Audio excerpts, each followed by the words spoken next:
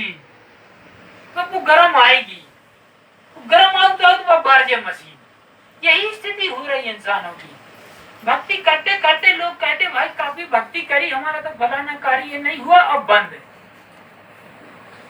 दास के पास समय जी, एक के पास गांव है छपरा, उस छपरा में ये कभी वो व्यक्ति कभी भक्ति करता था, 2-3 घंटे पूजा पाठ किया करता था।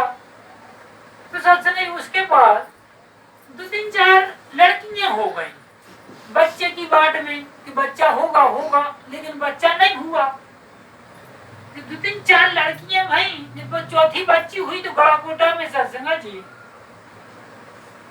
उसने कहा कि अरे भक्ति बेजा करी, भगवान ने तो बच्चा दऊ नहीं ना। तो सत्संग उसने घरे जाके जितनी फोटो मोटू लगाए भाई थे, वो कमरा की पूरी पटापटों के बाहर फेंकी। तो काम ऐसी भक्ति करने सत्संग यही स्थिति है संसार की, ऐसी भक्ति हो रही। यदि काम सिद्ध होगा तो हाँ भगवान खोज का है, भक्ति हो रही कहा है। यदि हमारा काम सिद्ध नहीं भाव, भक्ति तो हमने बेजा करी, काम सिद्ध नहीं भाव। इसीलिए सत्संग व्यापार चल रहा, भक्ति नहीं हो रही कि हम तुम्हें कछु दें तुम हमें दे दीजिए कछु। तो जो व्यापार सत्संग जबकि भक्ति में यही नहीं है। भक्ति तो प्रेम का सौदा है, देने का ही नाम है, लेने का नहीं सत्संग जी।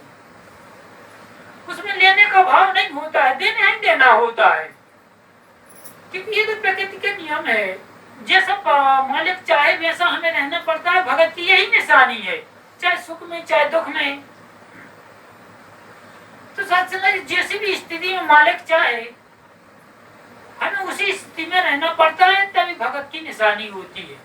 यदि हम अपनी बात हो गए तो फिर भगत का मतलब ही कहाँ निकलो, क्योंकि हम तो ऑर्डर ही लगा रहे हैं, आदेश तो हम बन गए देवे वाले।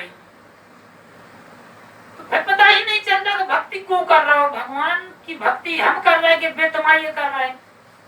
इसीलिए सत्संग जी, क्योंकि मालिक तुम बनिया हो, उनको मालिक तुम समझ रहे, इसलिए हमें सेवक ही बन के रहना है तो मालिक की इच्छा में रहना पड़ता है। लेकिन पहले मालिक का पता होना चाहिए कि ये परमात्मा है। तो कोल्डू की बैल की तरह भक्ति होती है। संसार की पट्टी बंधी हुई है, अब चल रहा है, बैल सोच रहा है काफी लंबी यात्रा तय की आज तो, लेकिन जब पट्टी जैसे ही खुली तो जहाँ से नया गया था उस कोल्डू में वहीं पर खड़ा देख के चकरा गया कि इतनी लंबी यात्रा की थी लेकिन खड़े वहीं पर हैं। यही स्थिति इंसानों की होती है कि काफी की हमने जब तक पूजा पाठ, लेकिन जब अंतिम समय आया तो काफी दुख। अभिदास गया हुआ था न जमुनिया की तरफ, सत्संग वहां पर दास की दीदी है, तो वहां पर एक व्यक्ति से मुलाकात हुई, वो काफी पूजा पाठ करते हैं। तो सत्संग कहने लगे आप संत जी गई, अब तो बहुत धार्मिक आदमी हो गए संसार में।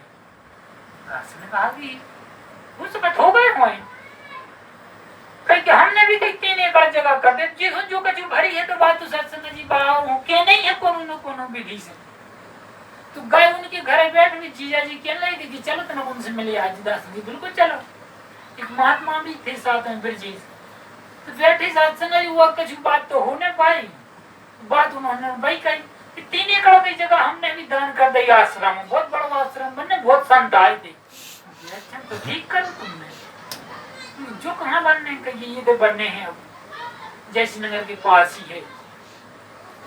ठीक है, अब वो से कहा उज्जैन तो ये आश्रम बने तो भाई भक्ति हुई फिर होते बढ़िया है। अभी तो कह देते तो हो ही रही भक्ति करके ऐसी प्रश्न करो तो सत्संग जी दास और बात न हुई कि औलाद थी चलने की, उनसे 1-2 बार पहले बात हो चुकी थी। तो अब सत्संग जी कुछ दिनों के पश्चात अभी की बात है, गणेश जी निकल रहे थे तो वो बाजार जैसी नगर आए हुए थे अपना अखाड़ा मखाड़ा तुम ताम लेकर, वहां पर बैठे ही बैठे उनको लकवा लग गया। तो सत्संग जब लकवा लगो वहां से उनको लिए नागपुर ले गए।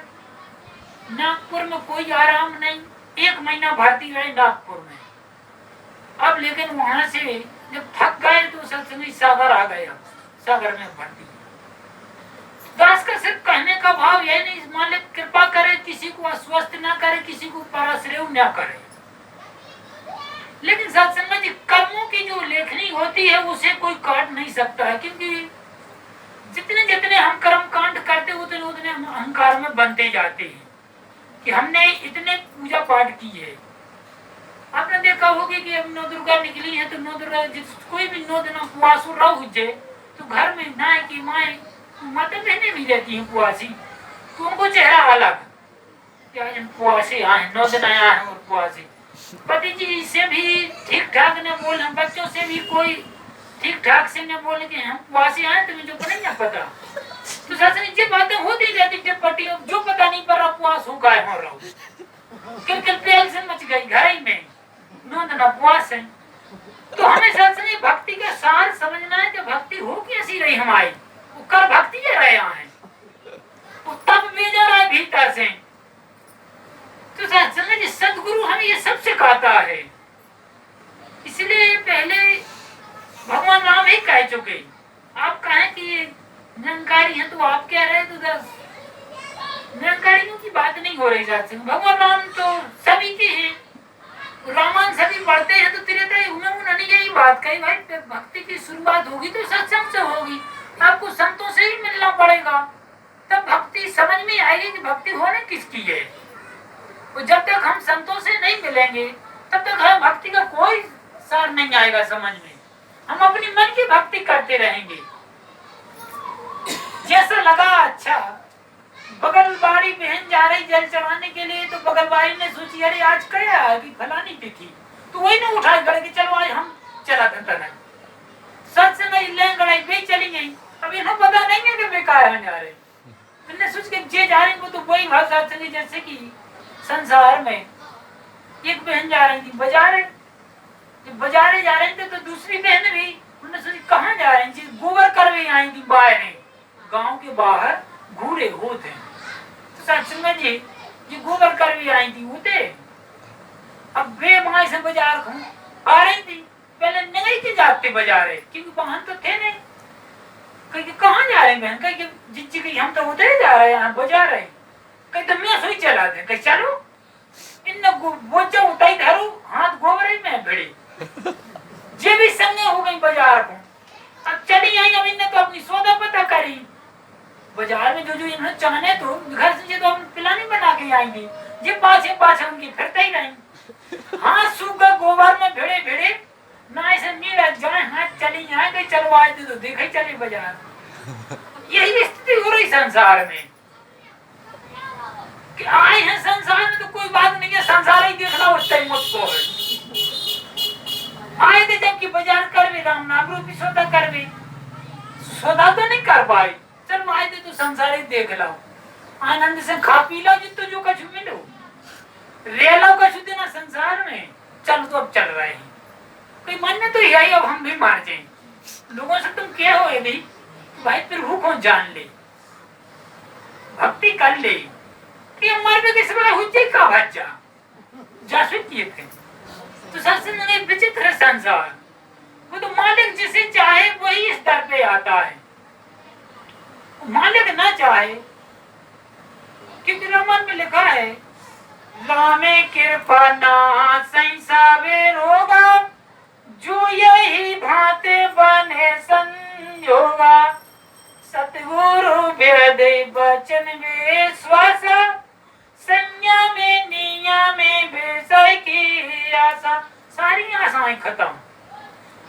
राम जी की कृपा से ये संयोग बन जाए, वो डॉक्टर मिल जाए, वेद पहले की भाषा में वेद कही जाती है, अभी की भाषा में डॉक्टर के शारीरिक रोग मिटाएगा, आत्मा के रोग मिटे तो सदगुरु मिटे।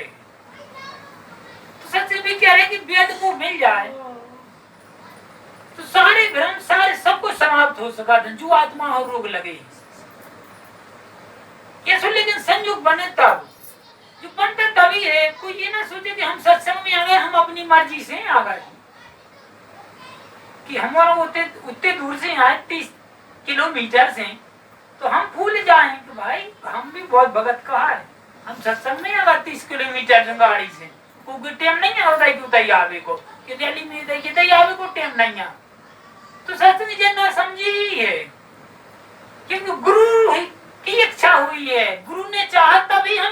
आप आए हैं। गुरु ना चाहे तो बस सोच ही नहीं बनती, साधन ही नहीं जुड़ते, कुछ नहीं हो पाता। ये मालिक की इच्छा ही है सत्संग जी। इसलिए जो मालिक